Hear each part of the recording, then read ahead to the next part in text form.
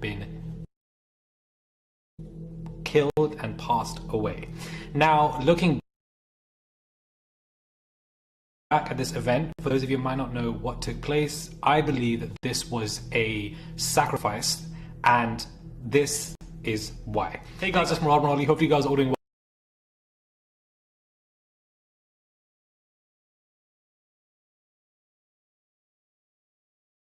well today. Back again with another video. If you have not subscribed, click that button, guys. It is daily and consistent content. Subscribe to the channel. Send a super thanks if you guys wish to. Please give this video a thumbs up and comment down below. And let's get straight into this video. So I wanted to discuss this, bring this back to the forefront. You know, a lot of people might not know of this event and what took place, why I think it's very eerie, it's a part of P. Diddy's history, and why I think it's made him into this billionaire that he is today. So in 1991, around this time era, P. Diddy was building himself up to be a pretty good popular party promoter, where he was able to always pack parties over the capacity, and he was great at what he would do.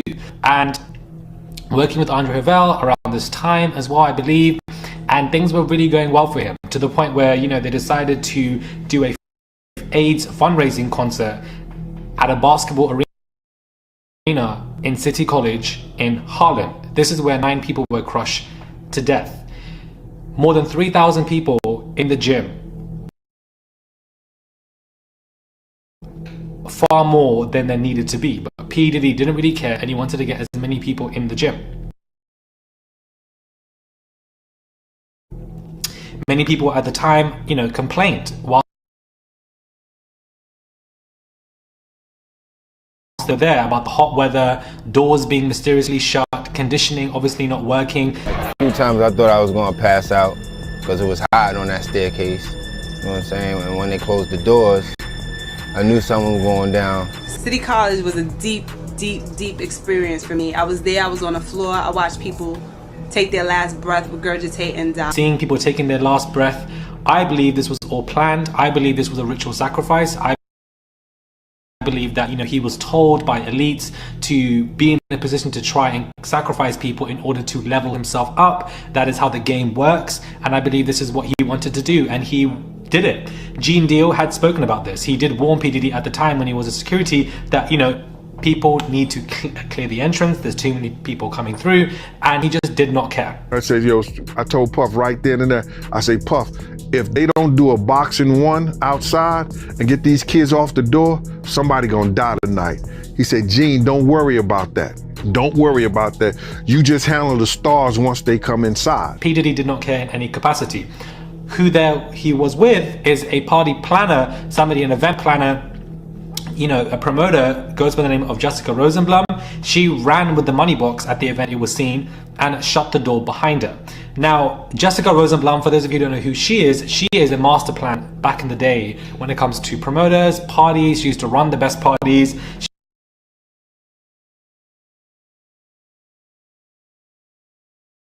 She was the mastermind behind P. Diddy's parties, and conspiracies of her are always being around about her being part of secret societies. There's another party promoter called Maria Davis, and she stated how Russell Simmons, P. Diddy all used Jessica, and her quote is, "They used her and God used me." So therefore, this was a suggestion that, you know, Jessica was very much high up there with the elites, and that there was some devilish ritual sacrificial events that would take place, and therefore Marie never would be used, but it would be go through to Jessica, and, you know, the links, the connects, everything was a lot more easy. Maria also said that she's very connected to people in the industry, such as Lyle Cohen.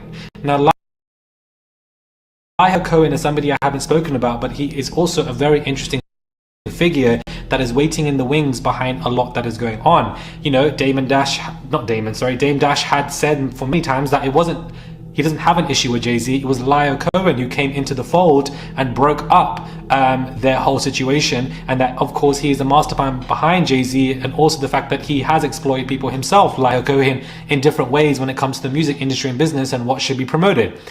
So he is one to watch for sure, and somebody who people, you know, really distrust, but is very successful in the music industry business. So P. Diddy obviously networked very well. He became very great friends with, Andre Harrell, of course, hired him at the point. He began to know Lyle Cohen. He obviously began a friendship with Clive Davis, who helped him birth Bad Boy Records. So he knew what to do, and he knew where he wanted to go, and he would do anything by means to do so.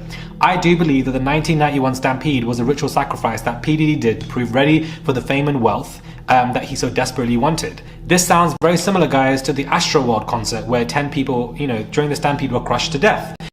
And the fact that, I felt like it was a sacrifice. What is eerily similar between Travis and P. Diddy is the fact that both of them, Travis Scott and P. Diddy, had same reactions after these significant events that they were at. They didn't care that people had died at their concerts, as if it was pre-planned, as if they knew what was going to happen, and just kind of emotionally equipped themselves to not really care about it because they were so focused on the end goal, which was the money, fame, and wealth that they were going to acclimatize because of what was going on. So allegedly, Blind Items had said that right after the concert, and as people being sent to the hospital, videos were, made of P. Diddy counting his money. He didn't care about who had died. He cared about the fact that he got a lot of money from the concert. I forget who was performing. Anyway, the one thing I found interesting was that the people who were helping Diddy with the event found him counting his cash in one of the back rooms after the 9 children had been taken to the hospital. He denies this, of course, but multiple people have said that they saw him with their own eyes. Jessica had got scared. That was Puffy partner at the time, Jessica Rosenberg. She got scared, ran downstairs with the money box and shut the door behind her. And all those people got shut down in there. With the fact that he completed his mission that he was told to complete. So I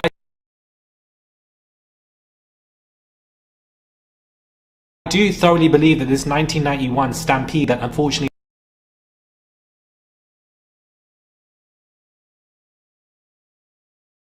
took the lives of 9 people was something that P. Diddy knew was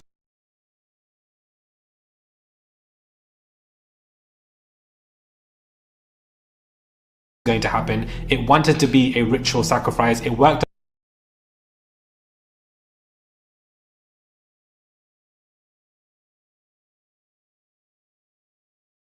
out well for him, because directly after that,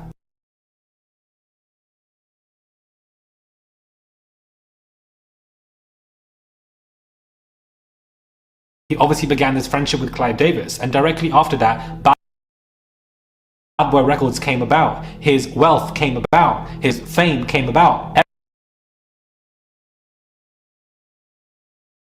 Everything correlated in a positive effect for him. Granted, he had issues with shootings and etc., but outside of that, I don't think that's connected.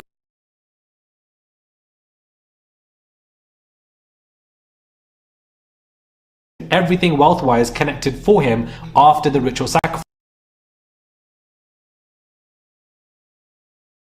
And I think a ritual sacrifice like that, it proves yourself to the elites above, and what you get in return is not only fame and wealth, but protection. And that is why I feel like he's been protected for so many years, for the past 20 years. A lot of questions are, how did he get away with this? So many people in the industry knew. It doesn't matter who knows in the industry, because if you're protected by those above who control the industry, you are untouchable, you have great power, and everybody else around you knows that. So that is my theory that I've come up with, that I feel like it was in order to better his life. And P. Diddy is the type of person who I think we all can conclude would do anything to get to the top.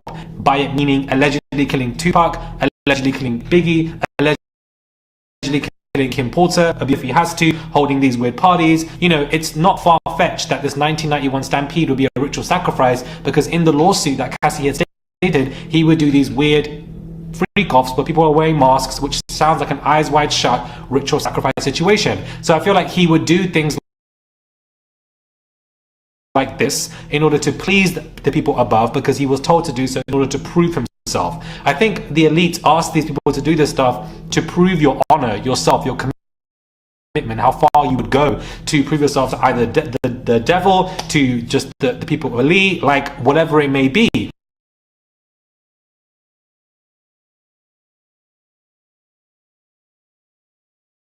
So I think that this story should be covered again, and I think that we obviously need to discuss this. Now, since this whole situation took place, Andre Harrell allegedly fired him after that Stampede situation.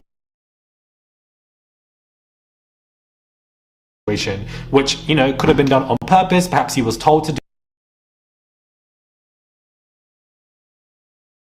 so, perhaps he was told to XYZ, because after that he then connected with Clive and etc. and found Bad Boy Records, and that's when he began exploiting so many people. So I think that this stampede is very eerie. We've seen it again with Travis Scott, which I also think was a sacrifice. You know, the whole situation. That stampede, Travis Scott, there were so many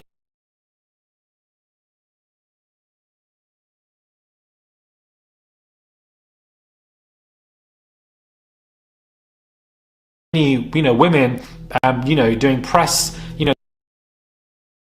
the parents doing so much press, crying about their daughters dying and etc.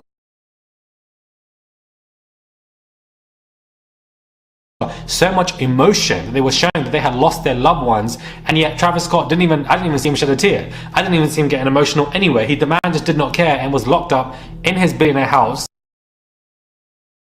and everything seemed to be fine. So I do think that this is a very eerie story, and I think that, in my opinion, allegedly, I'm not saying it's fact because I don't know it to be fact, that, I felt like allegedly it was the ritual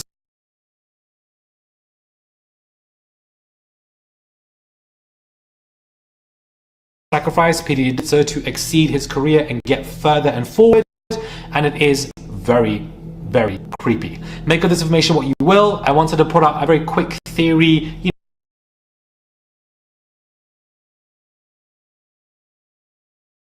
video about this, because it's just been on my mind for the last couple of days. Do subscribe to the channel. I would really appreciate it, guys. I give you guys daily videos every single day. Subscribe, send a super thanks, comment down below.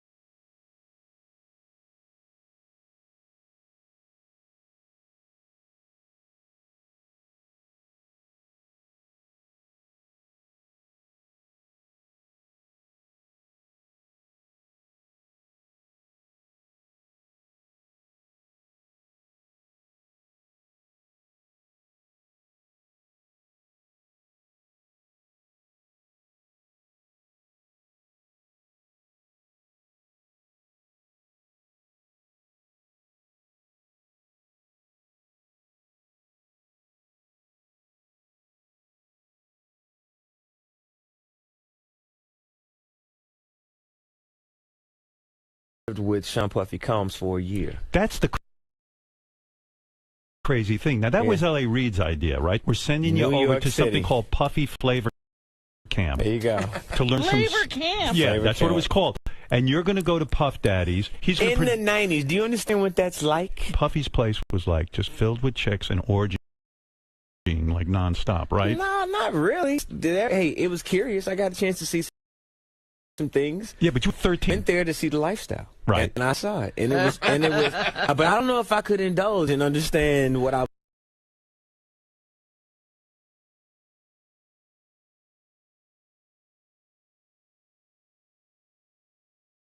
was even looking at. It was pretty wild. So nobody tried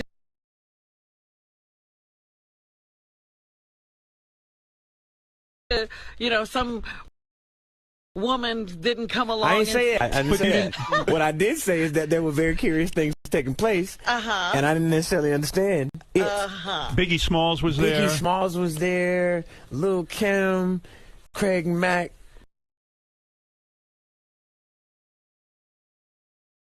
All these people are hanging around. Yeah, man. Faith Evans, Joe.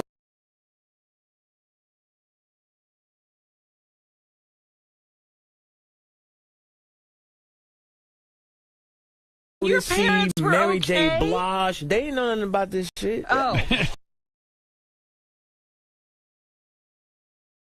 I was having a good time. You know what I mean? Does he have you doing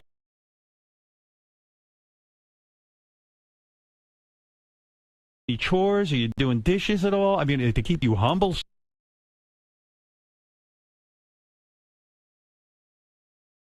somewhat? Or are you just like, can you stay up till 4 in the morning with them and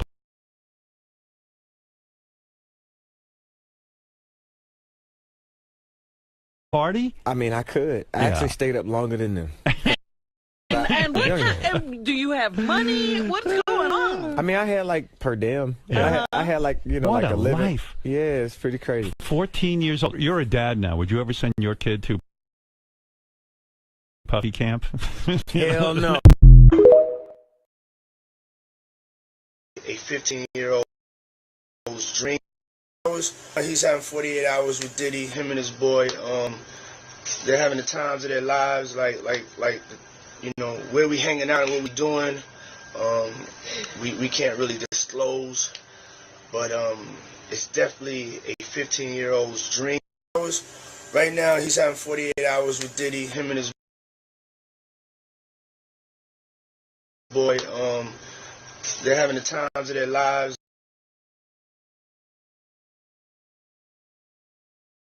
Like you know, where we hanging out and what we doing.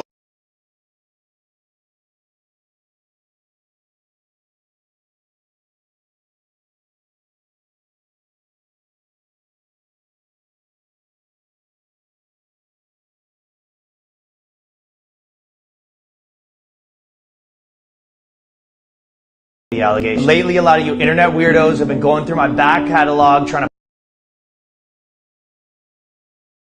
play with my name, taking lyrics out of context and trying to find hidden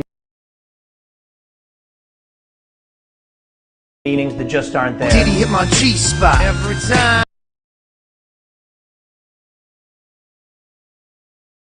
Yeah, Diddy hit my G-spot. Satisfied. Gotta crop a new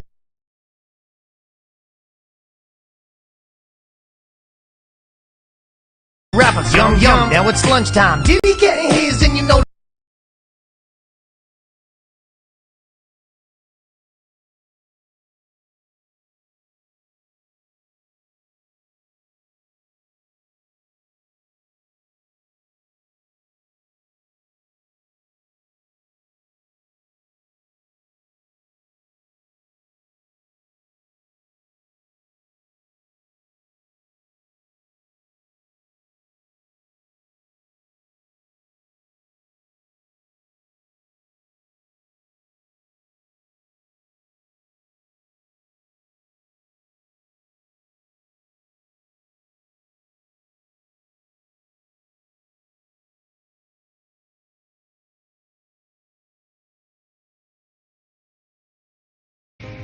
It is December 15th, and I want to wish my mother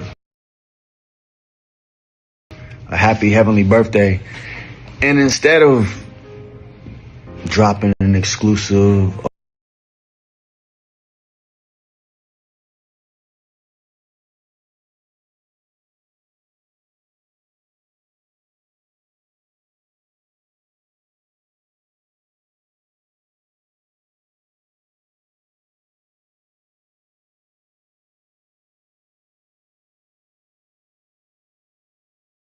Just like this.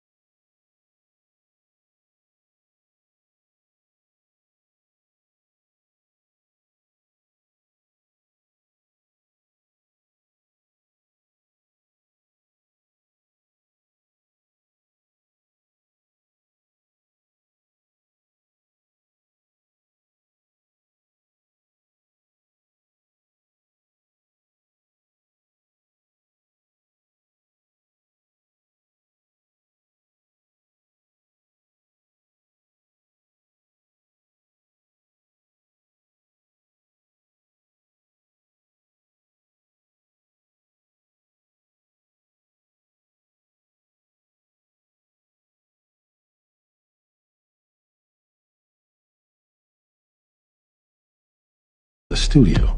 I believe he made.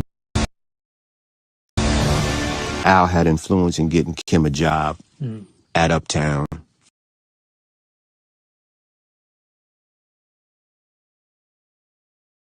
And Kim became the receptionist. At one point, I was working on Casey and JoJo on one of the soundtracks, and Sean came by the studio. I believe he may have been with his significant other at the time, who was Misa, and I was in the studio with Kimberly, and we had the baby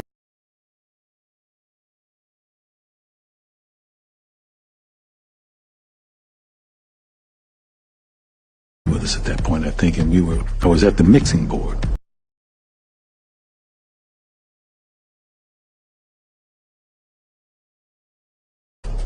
He walked into the studio and he looked over.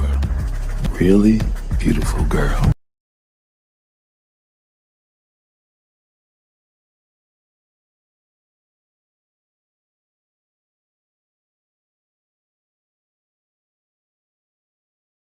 And she was holding this really beautiful